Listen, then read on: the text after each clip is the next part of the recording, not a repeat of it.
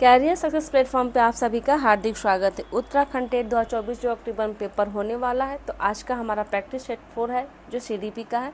ये आपके पेपर के लिए बहुत ही इंपॉर्टेंट प्रैक्टिस सेट है। तो आज का हमारा फर्स्ट क्वेश्चन है कि पियाजे के विकासात्मक सिद्धांत के परिप्रेक्ष्य निम्नलिखित में से कौन सा आरेख विकास को समुचित रूप से स्पष्ट करता है। विकास हमारा कैसे होता है, स्टेप बाय स्टेप, निरंतर, या कैसे होता है, हम देखते हैं। इसका राइट आंसर हो जाएगा ऑप्शन हो जाएगा ए। विकास हमारा कैसे होता है, विकास हमारा स्टेप बाय स्टेप होता है। ठीक है। जिन पियाजे के विकासात्मक परिप्रेक्ष्य कि जैसे जैसे बालक की आयु बढ़ती है उसी अनुपात में बालक का विकास भी होता है। तो इसका राइट आंसर हो जाएगा आपका ऑप्शन हो जाएगा ए। नेक्स्ट क्वेश्चन हमारा, एक अध्यापक अध्यापिका ने पाया कि एक विद्यार्थी वर्ग में कठिनाई अनुभव कर रहा है। उसने अनुमान लगाया कि वह हीरे का चित्र बनाने में भी कठिनाई अनुभव करेगा। उनसे निम्नलिखित में से किस सिद्धांत पर आधारित होकर अनुमान लगाया गया। ऑप्शन है आपका ए, विकास एक व्यवस्थित क्रम में होने की प्रवृत्ति से संबद्ध है। बी, विकास की प्रक्रिया एक उत्परिवर्तनीय प्रक्रिया है। सी, विकास निरंतरीय होता रहता है। डी, अलग अलग लोगों के लिए विकास की प्रक्रिया भी अलग अलग होती है। तो इसका राइट आंसर हो जाएगा ऑप्शन हो जाएगा ए, विकास व्यवस्थित क्रम की प्रवृत्ति में संबंध है। ठीक है। नेक्स्ट क्वेश्चन है हमारा, मानवीय विकास में आनुवंशिकता एवं परिवेश की भूमिका के संदर्भ में निम्नलिखित में से कौन सा कथन समुचित है। ए, परिवेश की भूमिका लगभग स्थिर रहती है जबकि आनुवंशिकता का प्रभाव परिवर्तित होता हो सकता है। बी, व्यवहारवाद के सिद्धांत प्रायः मानवीय विकास में प्रकृति की भूमिका पर आधारित है। सी, विकास के विभिन्न क्षेत्रों में आनुवंशिकता एवं परिवेश का सापेक्षिक प्रभाव परिवर्तनशील है। डी, भारत सरकार की विविधात्मकता क्षतिपूर्वक संबंधित नीति मानवीय विकास में प्रकृति की भूमिका पर आधारित है।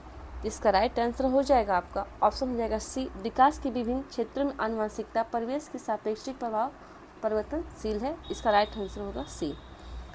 नेक्स्ट क्वेश्चन है हमारा, समाजीकरण के संदर्भ में विद्यालयों के पास प्रायः एक प्रच्छन्न पाठ्यचर्या विद्यमान रहती है जिसमें निहित है ए, बलात्मक अधिगम चिंतन एवं समकक्षीय साथी एवं अध्यापक के अनुकृत द्वारा विशेष रूप से अपनाया जाने वाला व्यवहार। बी, अंतःक्रिया और सामग्री द्वारा विद्यालयों में प्रस्तुत की जाने वाली सामाजिक भूमिकाओं से संबद्ध अनौपचारिक संकेत। सी, परिवारों के माध्यम से विद्यार्थियों को समझौतापूर्ण और प्रतिरोधात्मक समाजीकरण। डी है, मूल्यों एवं अभिवृत्तियों का शिक्षण एवं आकलन। इसका राइट आंसर हो जाएगा ऑप्शन हो जाएगा बी, अंतःक्रिया और सामग्री द्वारा विद्यालयों में प्रस्तुत की जाने वाली सामाजिक भूमिकाओं से संबद्ध अनौपचारिक संकेत। इसका राइट आंसर हो जाएगा बी। नेक्स्ट क्वेश्चन है, निम्नलिखित में से कौन सा निहितार्थ पियाजे के संज्ञानात्मक विकास के सिद्धांत से नहीं निकाला जा सकता। ए, बच्चों की अधिगमात्मक तत्परता के प्रति संवेदनशीलता। बी, व्यक्तिगत भेदों की स्वीकृति। सी, खोजपूर्ण अधिगम। डी है, शाब्दिक शिक्षण की आवश्यकता। तो इसका राइट होगा आंसर डी, शाब्दिक शिक्षण की आवश्यकता। ठीक है। नेक्स्ट क्वेश्चन, निम्नलिखित में से कौन सा कोहलबर्ग के नैतिक विकास के चरणों का लक्षण है। ए, चरणों का परिवर्तनशील अनुक्रम। बी, विभिन्न चरण अलग अलग प्रत्युत्तर है न कि सामान्य प्रतिमान। सी, सभी संस्कृतियों से संबंध चरणों की सार्वभौम श्रृंखला। डी, आपका विभिन्न चरण एक गैर पदानुक्रम रूप में आने की ओर बढ़ते हैं। तो इसका राइट आंसर हो जाएगा आपका सभी संस्कृतियों में संबंध चरणों का सार्वभौम श्रृंखला। इसका राइट आंसर सी होगा। ठीक है। नेक्स्ट क्वेश्चन, कक्षा में वास्तविक सांस्कारिक समस्याओं से संबद्ध जटिल परियोजनाओं पर कार्य करते हुए अध्यापक और छात्र एक दूसरे के अनुभव से परस्पर ग्रहण करते रहते हैं। ए, पारंपरिक। बी, रचनात्मक। सी, अध्यापक केंद्रित। डी, सामाजिक रचनात्मक। इसका राइट होगा आंसर डी, सामाजिक रचनात्मक। नेक्स्ट क्वेश्चन, प्रगतिशील शिक्षा के संदर्भ में समान शैक्षिक अवसर से अभिप्राय है कि सभी छात्र किसी भी जाति, पंथ, रंग, क्षेत्र और धर्म के होते हुए भी समान शिक्षा प्राप्त करें। बी, समान शिक्षा पाने के लिए अपनी क्षमताओं को सिद्ध कर सके। सी, बिना किसी भेद के समान पद्धतियों और सामग्रियों से शिक्षा प्राप्त करें। डी, ऐसी शिक्षा पाएं जो उनके अनुकूलतम हो तथा उनके भविष्य के कार्यों में सहायक हो। इसका राइट होगा आंसर डी, ऐसी शिक्षा पाएं जो उनके अनुकूलतम हो तथा उनके भविष्य के कार्यों में सहायक हो। नेक्स्ट क्वेश्चन, भाषा विकास के संदर्भ में निम्नलिखित में से कौन सा क्षेत्र पियाजे के द्वारा कम कर आंका गया है। ए, आनुवंशिकता। बी, सामाजिक अंतःक्रिया। सी, अहम केंद्रित भाषा। डी, विद्यार्थी द्वारा सक्रियात्मक रचना। तो इसका राइट होगा आंसर ऑप्शन हो जाएगा बी, सामाजिक अंतःक्रिया।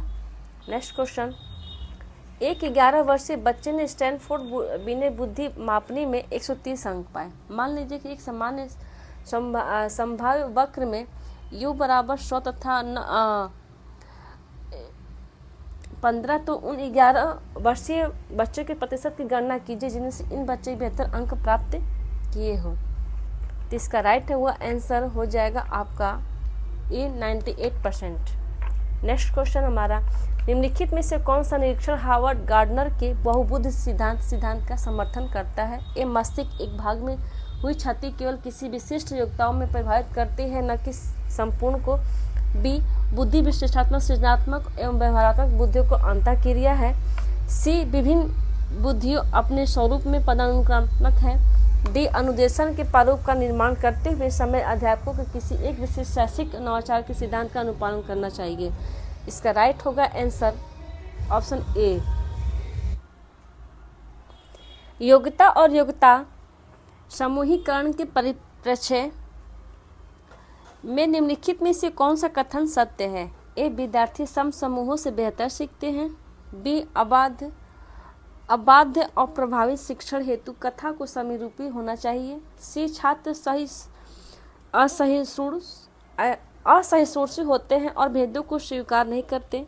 डी है आपका, विभिन्न योग्यता वाले समूहों को ग्रहण करने के लिए अध्यापकों को बहुस्तरीय शिक्षा को अपनाना चाहिए। तो इसका राइट होगा आंसर ऑप्शन हो जाएगा डी, विभिन्न योग्यता वाले समूह को ग्रहण करने के लिए अध्यापकों को बहुस्तरीय शिक्षा को अपनाना चाहिए। इसका राइट आंसर होगा डी। नेक्स्ट क्वेश्चन हमारा, निम्नलिखित में से कौन सा कथन सत्य है? रचनात्मक आकलन कभी कभी संकलात्मक हो सकता है। बी, संकलात्मक आकलन से अभिप्राय है कि आकलन अधिगम का एक निरंतर और अभिन्न अंग है। सी, रचनात्मक आकलन का मुख्य उद्देश्य है कि विद्यार्थियों की उपलब्धि का श्रेणीकरण। डी, रचनात्मक आकलन समय समय पर शिक्षार्थियों के विकास का सार प्रस्तुत करता है। तो इसका नेक्स्ट राइट आंसर हो जाएगा ऑप्शन हो जाएगा ए, रचनात्मक आकलन कभी कभी संकलात्मक हो सकता है। नेक्स्ट क्वेश्चन हमारा, एक अध्यापक अध्यापिका विद्यार्थियों किसी विषय की अपनी अवबोधनात्मक को प्रतिबिंबित करते हुए संकलात्मक मानचित्र का निर्माण करने को कहना या कहता है। वह है ए, विद्यार्थियों की स्मृतियों को मंथर गति से जागृत कर रहा या कर रही है। बी, रचनात्मक आकलन कर रहा या कर रही है। सी, छात्रों की मुख्य बिंदुओं पर सार लेखन की क्षमता का परीक्षण कर रहा या कर रही।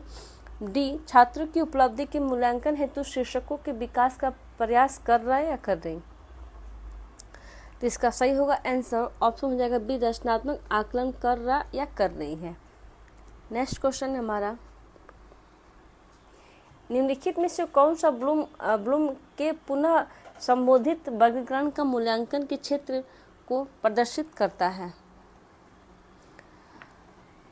ऑप्शन है हमारा ए, आंकड़ों का प्रयोग करते हुए ग्राफ अथवा चार्ट का निर्माण करना। बी, एक समाधान की तार्किक सुगमता का परीक्षण करना। सी, प्रदत्त आंकड़ों की प्रासंगिकता का मूल्यांकन करना। डी, वस्तु के श्रेणीकरण हेतु एक नूतन पद्धति का निर्माण करना। तो इसका राइट होगा आंसर एक समाधान की तार्किक सुसंगतता का परीक्षण करना। इसका सही आंसर ऑप्शन बी है। नेक्स्ट क्वेश्चन हमारा, वंचित शिक्षार्थियों के साथ व्यवहार करने के संदर्भ में अध्यापक या अध्यापिका को निम्नलिखित मूल्यों में से किसमें विश्वास व्यक्त करना चाहिए? ऑप्शन है ए, छात्रों की सफलता हेतु व्यक्तिगत उत्तरदायित्व। बी, समुचित व्यवहार की उच्च अपेक्षाएं। सी, विद्यार्थियों के किसी प्रकार की मांग न होना। डी, विद्यार्थियों द्वारा स्वीकृत हेतु आघात्मकता और क्रोध का प्रयोग करना। इसका सही होगा आंसर ऑप्शन हो जाएगा ए, छात्रों की सफलता हेतु व्यक्तिगत उत्तरदायित्व। नेक्स्ट क्वेश्चन हमारा, निम्नलिखित में से किस पद्धति का उपयोग करते हुए हकलाने की समस्या से निपटना चाहिए? ए, अनुश्रुत वाक्य। बी, प्रवर्धित वाक्य। सी, परिणाम वाक्य। डी, आपका लंबित वाक्य। इसका राइट आंसर होगा ऑप्शन होगा बी, प्रवर्धित वाक्य से हमें क्या करना चाहिए? हकलाने की समस्या को निपटाया जा सकता है। ठीक है। नेक्स्ट क्वेश्चन है हमारा, सीखने में अशक्त बच्चों के संदर्भों में तत्काल संबद्धता प्रदान करना, सहयोग पर बल देना तथा गैर अधिकात्मक तकनीकी जैसी तत्काल सूचनात्मक बुद्धिपूर्वक अन्वेषण तथा सामग्री प्रबंध का उत्तोलन निम्नलिखित में से किस प्रारूप के संबंध में है? ए संगद्रित अधिगम, बी हस्तक्षेपी अधिगम, सी उपचारात्मक प्रत्युत्तर, डी आपका अधिगम का सार्वभौमिक प्रारूप। तो इसका राइट आंसर हो जाएगा, ऑप्शन हो जाएगा ए संगत अधिगम। नेक्स्ट क्वेश्चन हमारा, एक समवयसी कक्षा वह है जहां ए तब तक आकलन की पुनरावृत्ति होती रहती है जब तक प्रत्येक अधिगमकर्ता न्यूनतम श्रेणी प्राप्त न कर ले। बी विद्यार्थियों का भार कम करने के लिए अध्यापक केवल अनुमोदित पुस्तकों से ही पढ़ते हैं। सी समस्याओं को अधिकाधिक समाधान करने की संभावना की दृष्टि से बच्चों की सक्रिय भागीदारिता रहती है।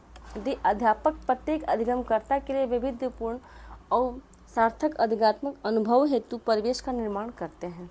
इसका सही होगा आंसर, ऑप्शन हो जाएगा डी अध्यापक प्रत्येक अधिगमकर्ता के लिए वैविध्यपूर्ण और सार्थक अधिगात्मक अनुभव हेतु परिवेश का निर्माण करते हैं।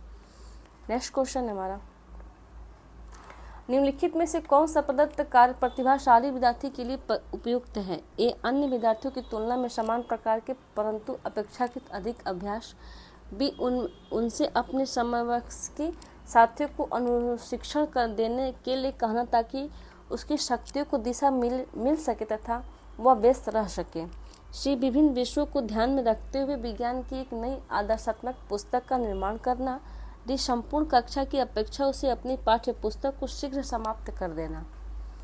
तो इसका राइट आंसर हो जाएगा, ऑप्शन हो जाएगा सी विभिन्न विषयों को ध्यान में रखते हुए विज्ञान की एक नई आदर्शात्मक पुस्तक का निर्माण करना, इसका राइट आंसर है। नेक्स्ट क्वेश्चन, विद्यालय छोड़ने वाले विद्यार्थियों के नियंत्रण की दृष्टि सरकारी संगठनों द्वारा संस्था के स्तर पर विभिन्न उपाय किए गए हैं। निम्नलिखित में से कौन सा कारण संस्थानिक स्तर से जुड़ा है जिसके कारण बच्चे विद्यालय छोड़ देते हैं? ए विद्यालय में श्यामपट्ट और शौचालय जैसी आधारभूत सेवाओं का अभाव होना, बी अध्यापकों का समुपयुक्त योग्यता वाला न होना तथा उन्हें कम आय देना, सी आपका बच्चों की से भली भांति व्यवहार करने की आवश्यकता के प्रति अध्यापकों का संवेदनशील न होना, डी जो बच्चे अनिवार्य पाठ्य चर्चा को स्वीकार नहीं कर पाते उनके लिए विकल्पात्मक पाठ्यचर्या का न होना।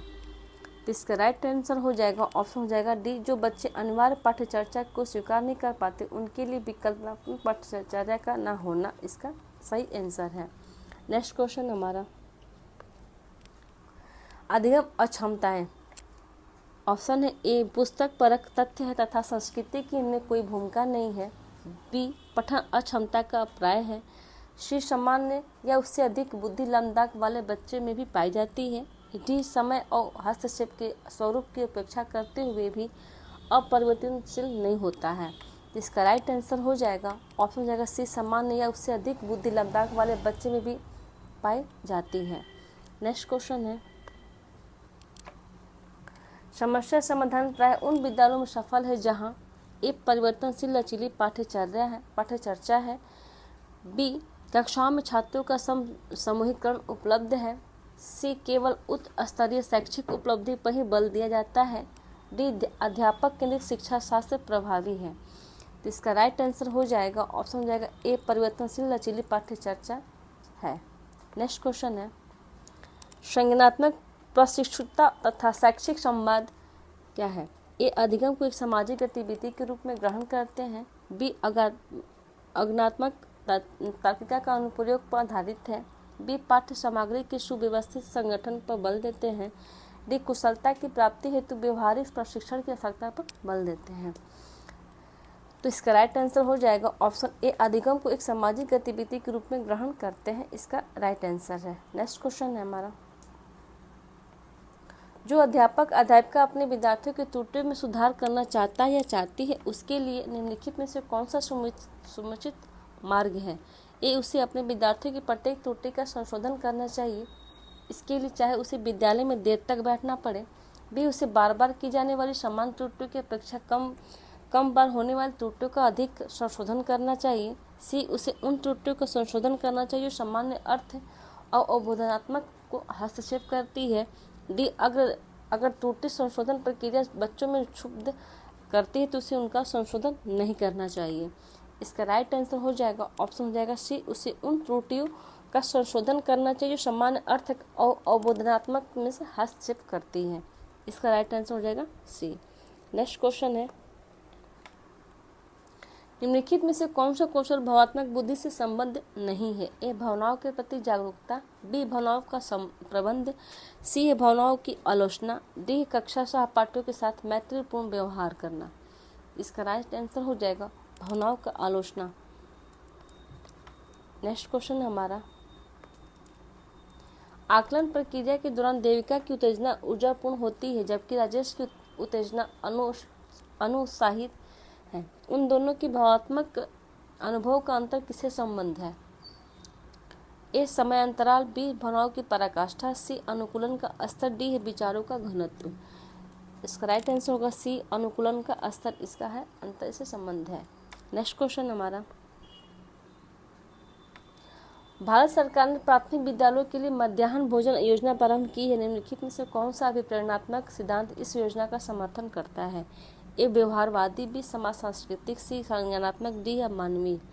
इसका राइट आंसर हो जाएगा डी, मानवीय इसका समर्थन करता है। नेक्स्ट क्वेश्चन हमारा, बच्चों के व्यवहार को समझने के लिए विद्यार्थियों के घर के वातावरण का महत्वपूर्ण स्थान है तथा इससे प्राप्त सूचना को प्रभावशाली शिक्षा शास्त्र के निर्माण से जोड़ा जा सकता है। यह तथ्य अधिगम के किस सिद्धांत से संबद्ध है?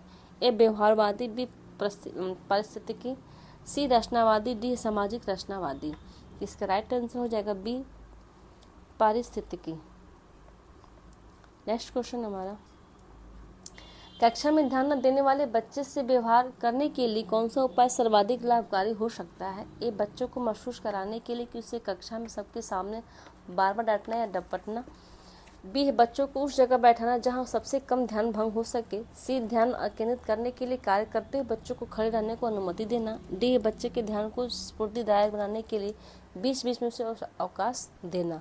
इसका राइट आंसर हो जाएगा बच्चों को उस जगह बैठाना जहां उसे कम ध्यान भंग हो सके। इसका राइट आंसर हो जाएगा ऑप्शन हो जाएगा बी। ठीक है, अगर आपको वीडियो अच्छी लगी हो तो लाइक या सब्सक्राइब एंड शेयर जरूर करें। Thank you.